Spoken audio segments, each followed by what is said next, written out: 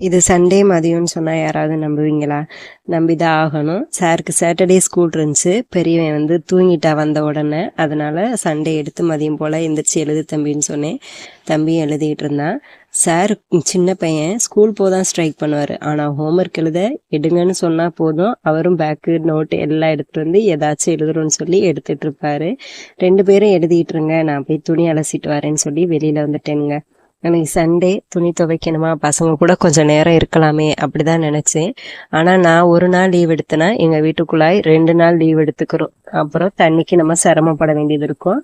துணிலாம் stock இருந்துகிட்டே இருக்கும். அதனால கையோட துணியுமே துவைச்சாச்சு. இந்த கோழி நம்ம கொட்டத்தை பக்கம் புதுசா வருதுங்க. யார் வீட்டு கோழின்னு தெரியல.